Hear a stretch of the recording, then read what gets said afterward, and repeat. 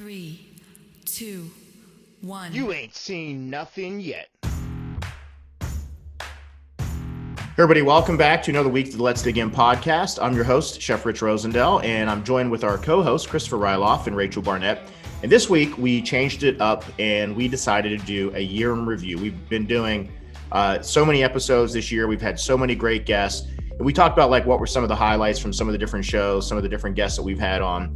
As many of you know, we launched this podcast in the midst of the pandemic, and we've continued to keep bringing on really interesting, thought-provoking people onto the show. We worked hard to really kind of do our research and pick people that we thought were doing really incredible things and also had an interesting story to tell.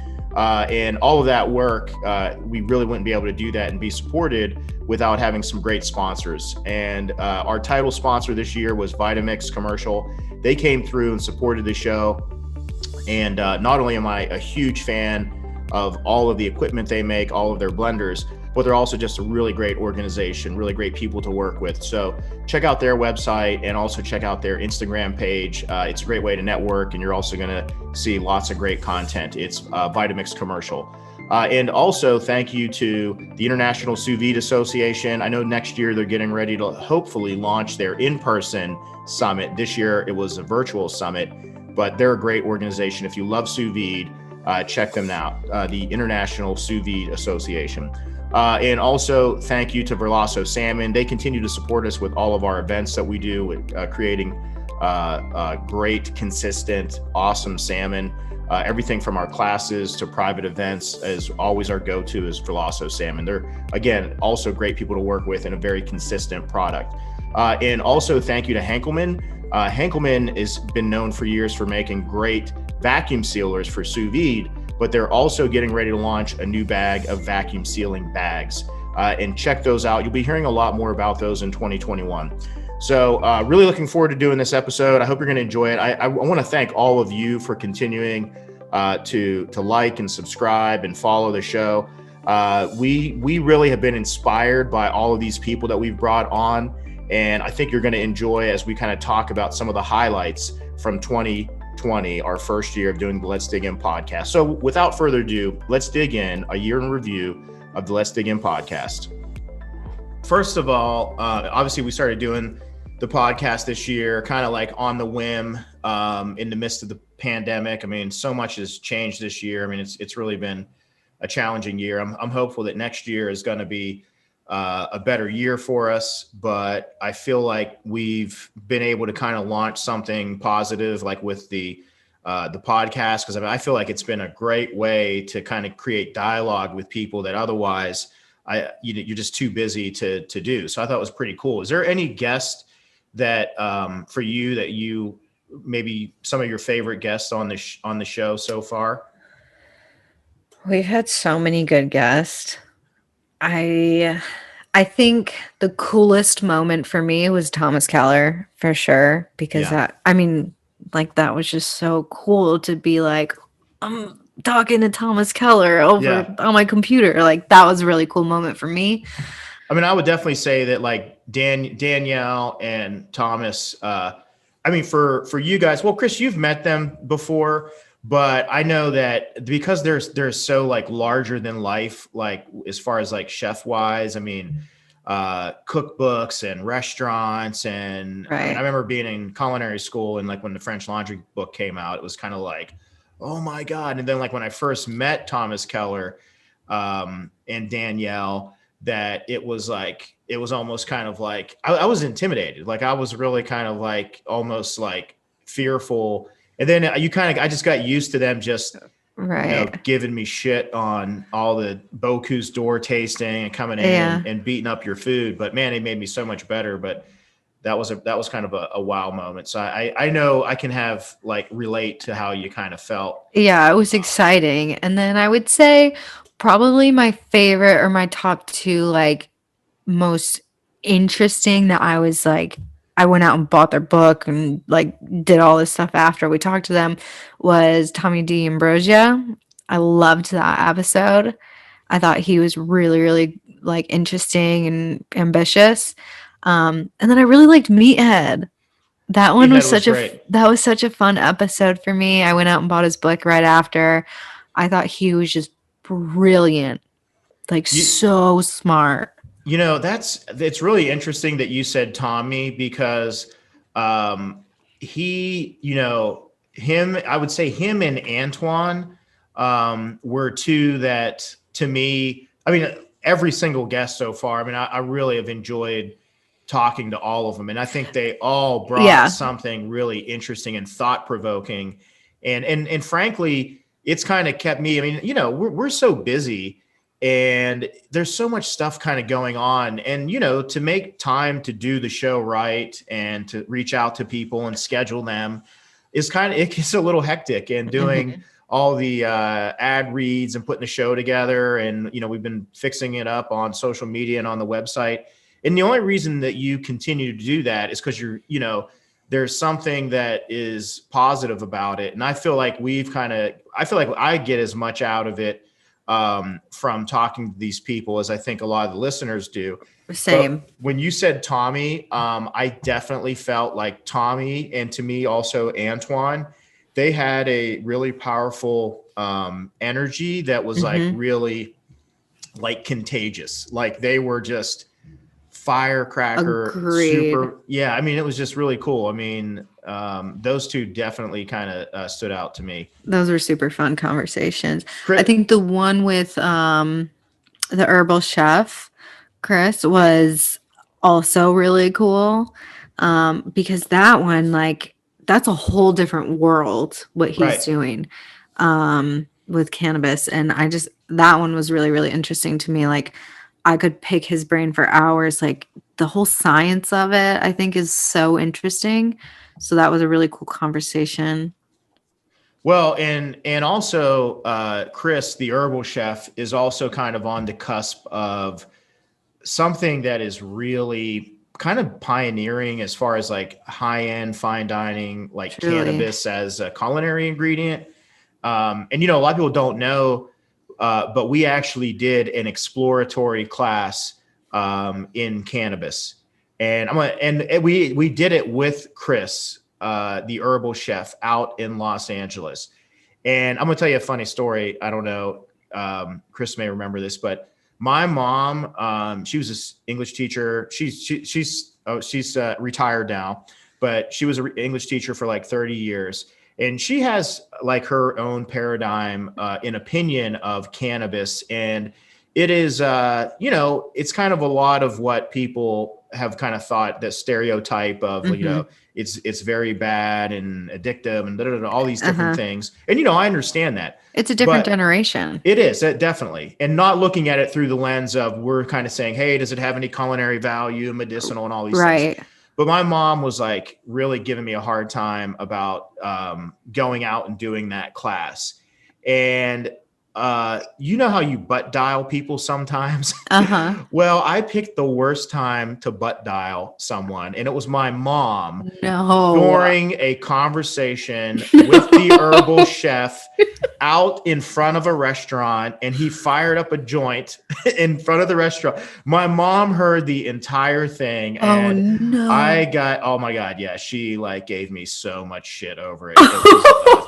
It was like so embarrassing. I was like, get out of here. Like when I talked to her when I got back, and she was like basically like restating the entire conversation. But it was kind of funny. But I'm, just those things are the things that kind of happen. But he was very interesting. And Meathead is just like absolutely, like, that guy is just so talented from the standpoint of his intelligence about food and the science of meat and how it interacts with like heat. I mean, the guy, and then he also was the only one that really kind of like took over the screen and started showing us like his pictures that were almost kind of like paintings and stuff like that. Super talented guy. That was really cool. Christopher, in your in that very cool cat t-shirt that you have there, Claudio's cat t-shirt, which I do want to get one of those. What would you say? Any memorable guest or any times on the show that were? I would say that we have like really different levels of chef or entrepreneurs, and that was one of the biggest thing that I really liked. Now, for me, my favorite was Tommy. I think that was just different. That was great. How he's like grinding every single day. He's for me, he's kind of like creating what it should become a legacy in the Mm-hmm. future if he really keep pushing everything that he has done so far. I mean, looking at how humble he is, how like everything that he has done so far. Now we got to the other side of the spectrum is kind of like we got Meathead was is like mind blowing for whatever you talk. I mean, the guy is a scientist and he's a photographer, he's a chef, he's a barbecue expert. So it's like different stuff in one person. So that's great. Um, and then we have different people, like for example, Vicky, who is a chef, is a private chef, is a celebrity chef, and she just pop a new product because of the pandemic. Well, she was working before the pandemic, but she was still pushing hard to get it out in between of like the middle of the pandemic. So I think that was really memorable for her and for everyone that listened to the podcast or like anyone that knows her. And then we have people like just like Antoine. I think that whatever he does is just amazing because there is nothing out there that you're gonna be able to learn how to really get inspired and inspire others. So those kind of little things, because he's teaching what you're not gonna find ever in school. So he's teaching you how to lead a team, how to lead in a kitchen, how to kind of like how to make your own business and stuff like that. And beside that, helping the communities. Two other chefs that also kind of come to mind to me that just I feel like kind of illustrate like the triumph of the human spirit and why chefs are kind of known for just having this like relentless tenacity would be Brad Kilgore and Johnny Sparrow, who have been in businesses that really have kind of been right in the crosshairs of COVID in the restaurant industry. And those are And Curtis restaurants. Duffy. Yeah, well, they're operating at a higher end of culinary, and it's a very tough business. I mean, it's tough when times are good, but just seeing what those guys were doing to try to, despite the conditions of COVID, to keep their business going and keeping their team working. I mean, Johnny was like one of our earlier guests, and he's like delivering hamburgers himself. Yeah. Like it was, I mean, pretty amazing. So that's admirable. Yeah. those two really kind of come to mind. And then another one that was somebody that was kind of like really two that really kind of come up more from the standpoint of innovators. They're in kind of different aspects of innovation, but would be Dinara Costco with her architectural style of approaching the design of her cakes. I mean, she was using like a 3D printer to come up with some of that was really cool. And a more recent one that we had with Michael Feyard and the Spice restaurant was kind of blew me away. Yeah, that I'm like praying that they open a Spice down here in Florida. They want. Their menu looks absolutely incredible. What they did, like in the middle of like school, they just developed this new concept that still new out there. I mean, it's been out for what, a couple of years now, and it's still new for most of the people. I mean, where are you gonna see something like that? Probably you're gonna find it like, I don't know, in a couple of years in Chicago, New York, something like big cities about like talking about food. But Washington, D.C., Washington area. But beside that, it's going to be really hard that they're going to move to other places. Well, and for people that may have not seen that episode, that was with Michael Feyard, who is the CEO and one of 4 co-founders of Spice. And Spice is basically a fully automated robotic kitchen. And these guys were MIT grads. They weren't chefs or culinary. And they had an engineering background, and they kind of built what you said is like a prototype of it in their dorm room. and then went out and raised the money, and boom, they launched the concept. And of course, connected with Danielle Ballou, which is why, as Rachel alluded to, like the menu definitely has the culinary chops to it. It's not just all robotics that's getting people to go there. It's because they've got a yummy product. So when you talk also, for example, I was going to talk about Dinara. Dinara, she has like so much value besides just not the 3D molds that she's making. And right now you can find it in Amazon here in US, Europe, and they're moving all around the world. That means that the high production that they're making, it has to be tremendous, like huge. It's just something amazing. And they launch new pastry online classes, what pastry classes, master classes about just that pastry. It became like something huge in the Europe, not just Europe, actually in Asia too. But what Dinara is doing right now, like the videos that they made, is they're like super high quality, probably 4K. The explanation that they explain every layer of the cakes and everything. It's just for me, it's just something that I love because I love pastry. I don't practice it much, but I think that knowledge that they are putting out is just incredible. And I don't know what else we have, but I think that every chef or every person that we interview, it has their little like spot on, and what they're doing is an inspiration, most of them. well, and also too, in a year that, you know, the narrative was pretty much consumed by talking mostly about COVID. There was also a lot of social unrest this year, and one of the people that we talked to was the first African American certified master chef, Daryl Schuler, who also is launching his culinary school. And he's really kind of, in my opinion, he's really an entrepreneur that has a vision in his mind's eye of what he wants to do. But as he even alluded to, the country has made a lot of great strides. I mean, it's because of people, like him, that is like going to go through all of the adversity and in the end come out and inspire the next generation. And like I said, I think we all have a lot of work to do to be kind of more kind and empathetic toward each other. But also we need to make sure that we echo the stories of the people that are out there doing amazing things to show that, hey, there is a pathway. And also you got to be able to, like what he's doing, is kind of being able to give back to other people. So I thought that was another a great conversation as well. Yeah.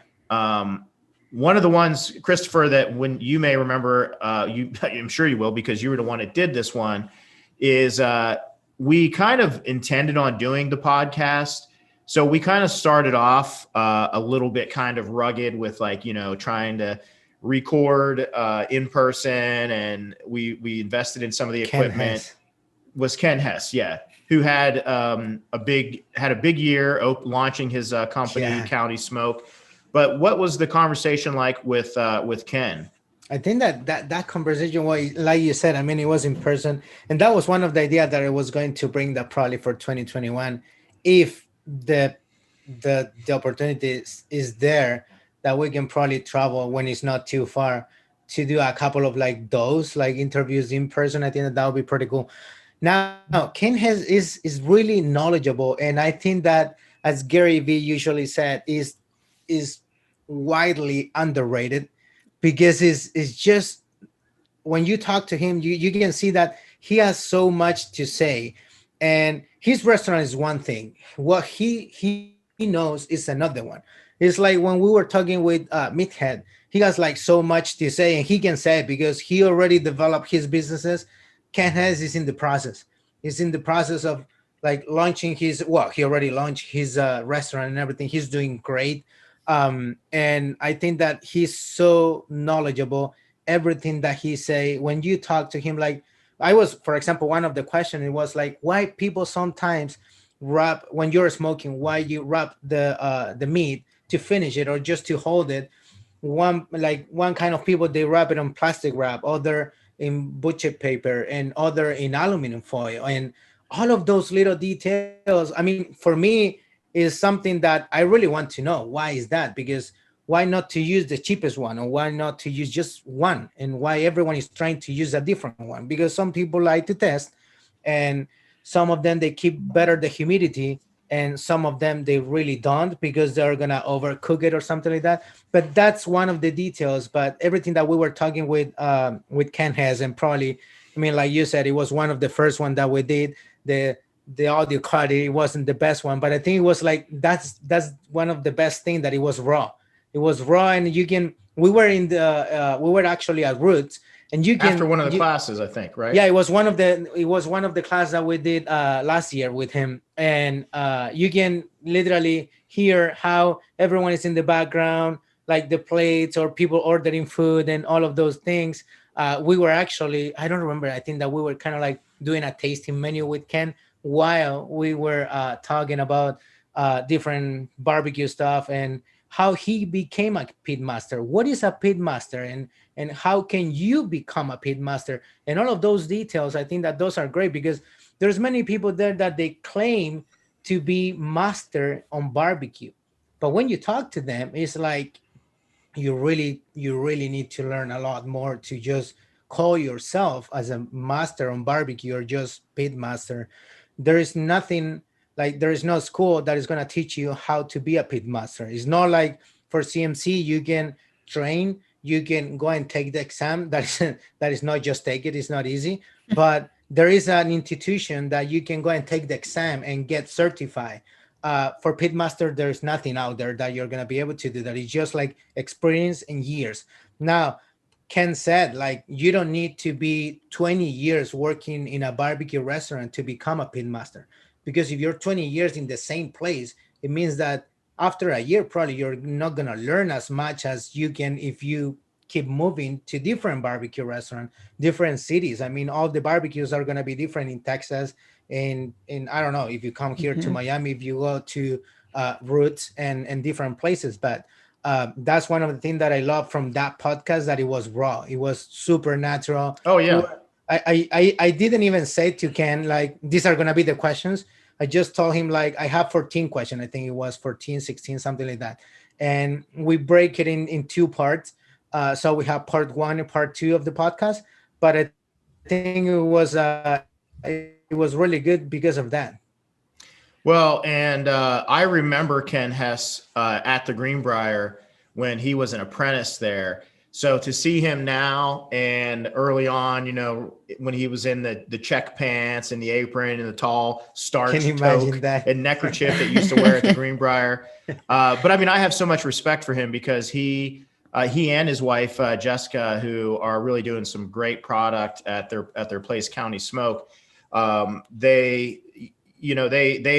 know like good food. I mean, they're not, you know, there's a lot of people that do barbecue that maybe they don't have the kind of like Meathead, where they have the understanding, the science of like what's happening. It's not just like throw this in for this long at this temperature, and I don't know, it comes out great. It's right. Like, no, they can go in and troubleshoot a recipe, and they really have just done some amazing stuff. So it was really kind of cool. I love kind of having those people on the show early on, when they're still kind of early in the runway of what it is that they're doing. And it's great to see that they're now up and running. Yeah, the same with like the podcast with Chef Vicky Krinsky, like that. I wasn't a part of the podcast yet, but I will never forget listening to that episode. I was so inspired. Like, I was so excited. I was like, oh my gosh, I've got to have Chef Rich hook me up with her and get me in contact with her. And I'm so grateful that you did, because she is the smartest when it comes to nutrition, and launching her business in the middle of a pandemic, and to see, you know, how successful she's being with her bars is inspiring. Yeah, you're buying 100 weekly. I know. Yeah.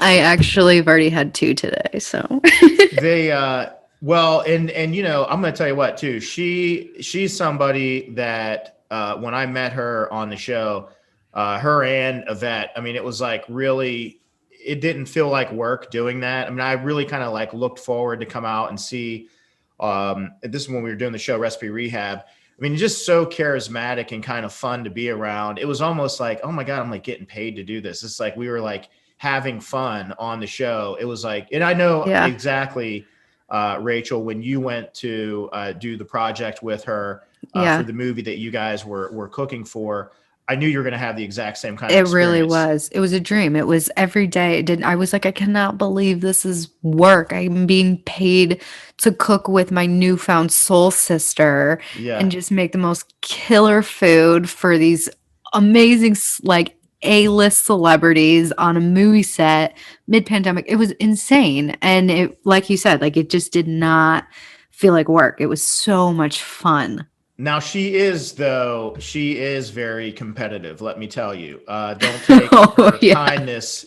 Don't be fooled. I mean, she's got a competitive streak. I mean, when we were on the show, we did one of the episodes where it was like a cake for a little girl who was having her birthday. And the little girl loved the cake that I did. And I put like a candle in it to like kind of to rub it in that I won. And we had to keep reshooting that set because Vicky kept blowing my candle out. She was like mad at me, but it was funny. We had to like retake it like 5 times, like 6 times. I mean, and everybody was like cracking up, but she's just incredible person to be around. And she really is. Definitely people like that. I think that Vicky is like what you said. She's so charismatic and she is like, is happiness walking.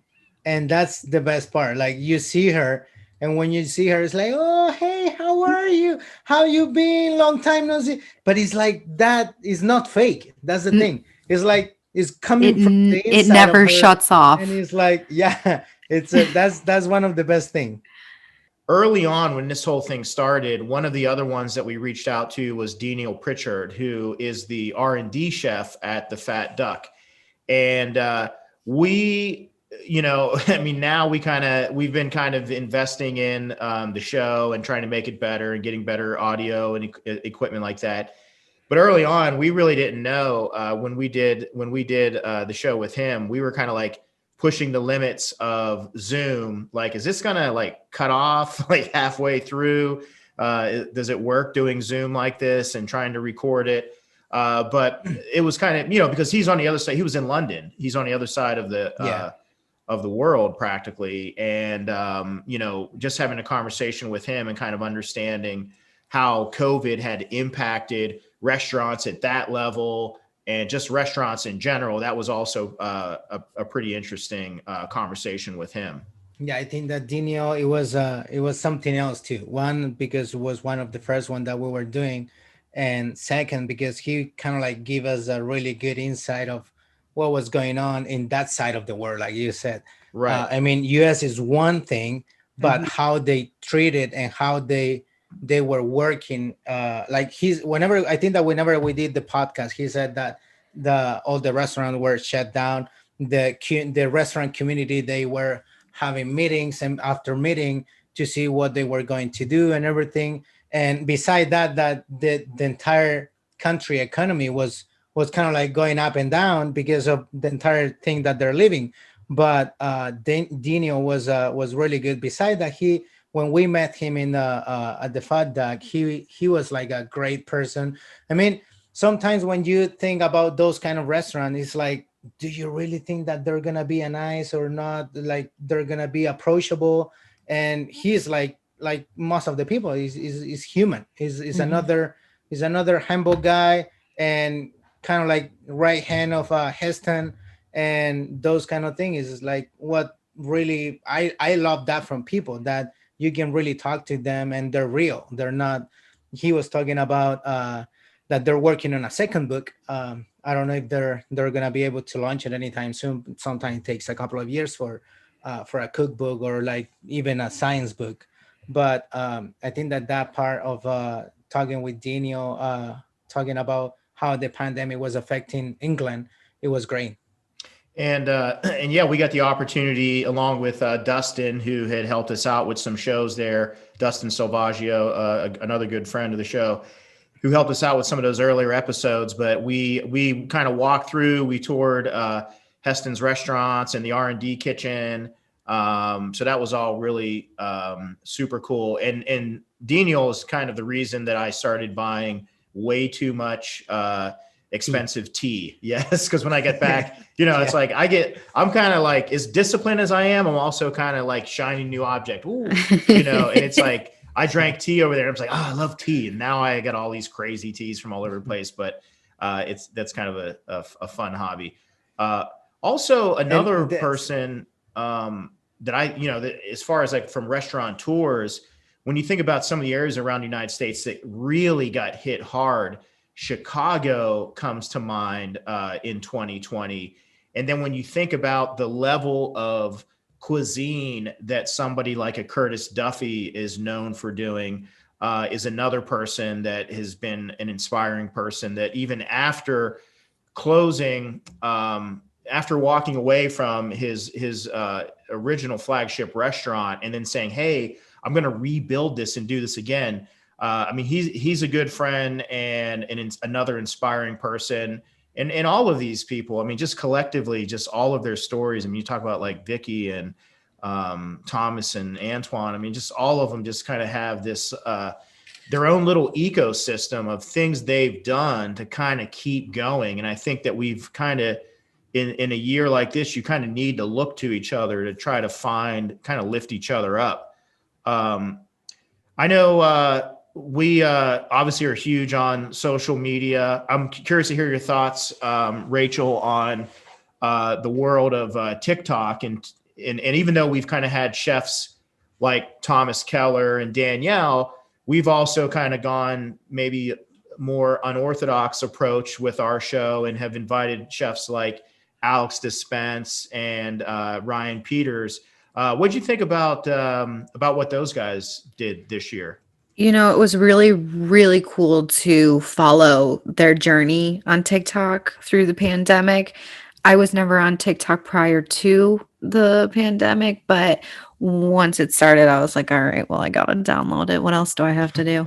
But it was just really cool to watch their journey. I remember in the beginning, I was watching Alex, Sup Chef, his TikToks. He was just doing stuff by the campfire. And I was like, why am I not doing this? Why am I not making TikToks and just cooking food and getting myself out there? Well, I'm too much of a perfectionist and it just didn't work out for me.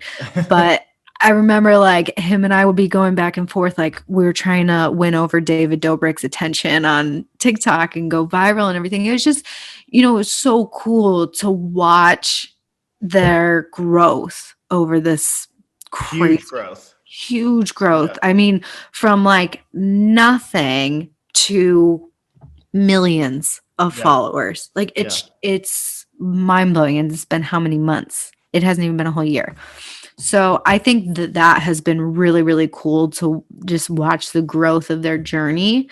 And I'm really excited to see what the future holds for them, like what this will carry them into in the future.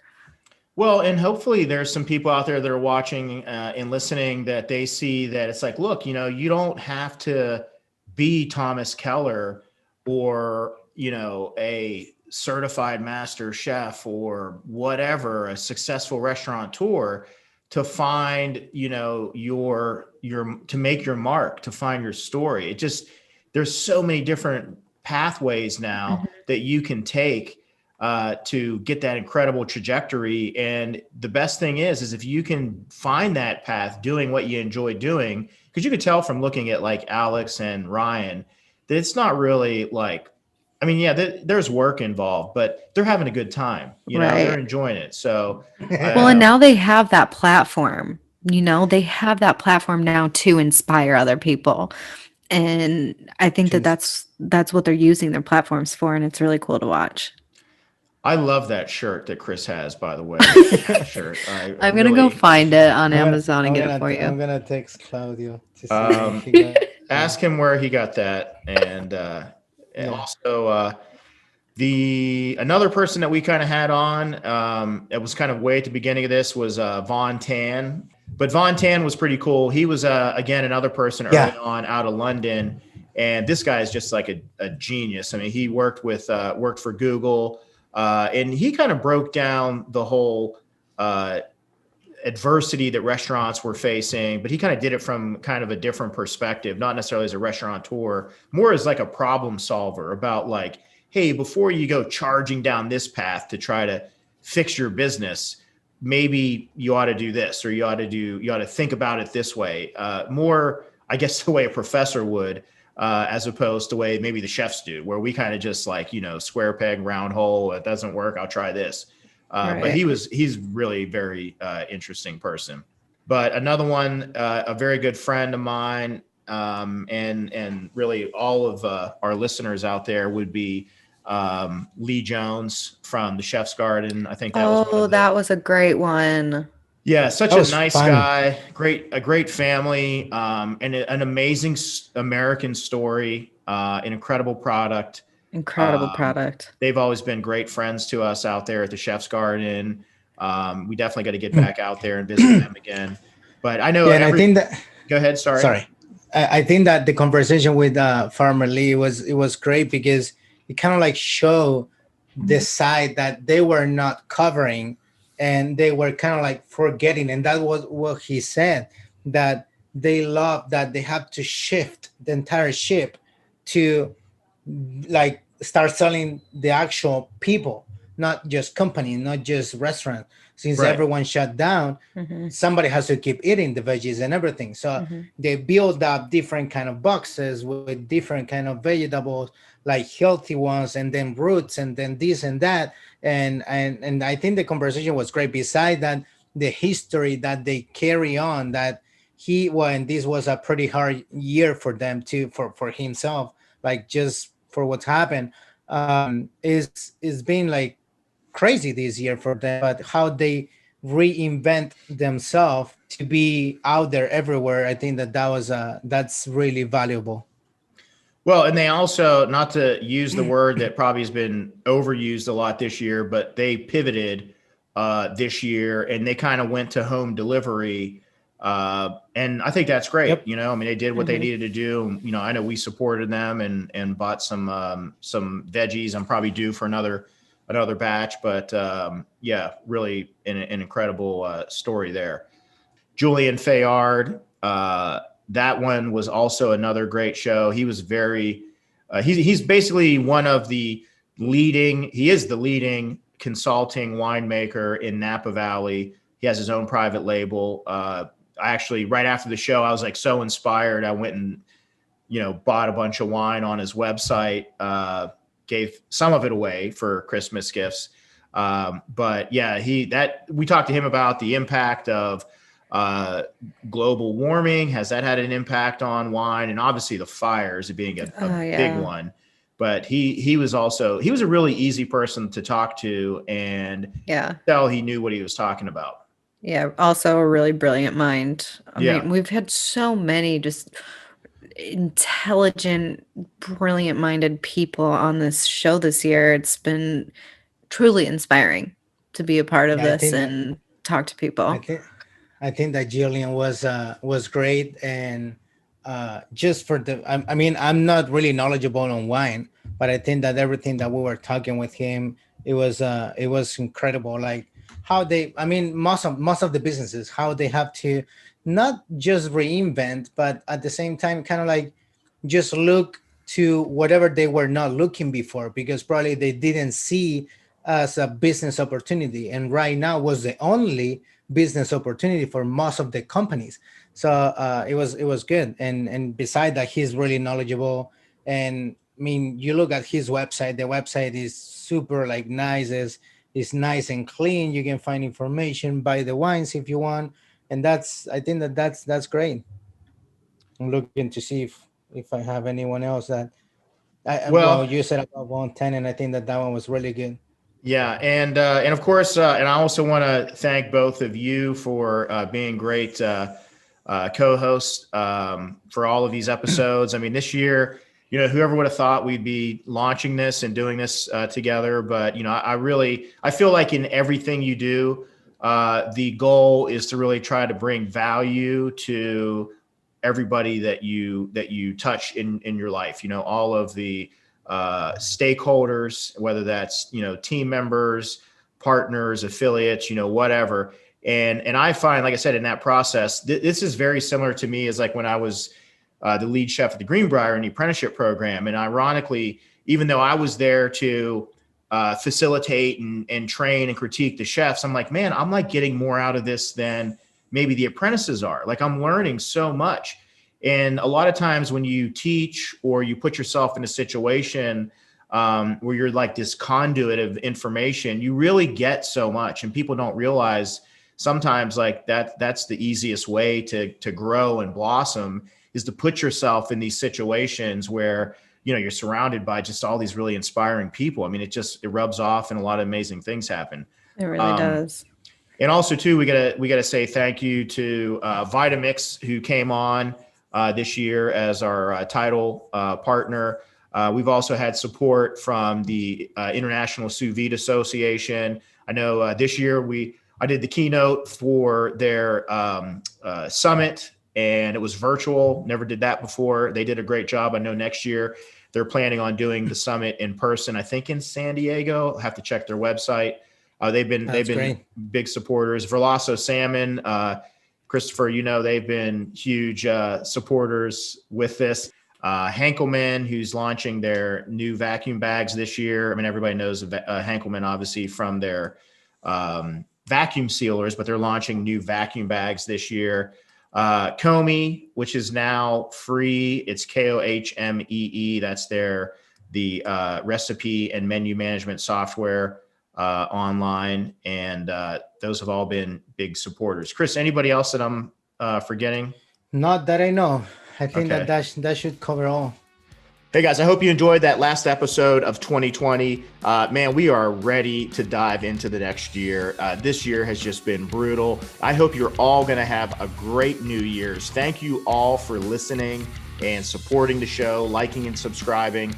Thanks again to all of our sponsors, our title sponsor, Vitamix, also Verlasso Salmon, Comey, the International Sous Vide Association, and also Henkelman. We can't wait to get started with the show in 2021. We're going to bring you lots more great content. And thank all of you. Happy New Year, and we'll see you in the new year. So, what we are going to do today is to learn why Daddy is drinking his down coffee. And also, thank you to our sponsors.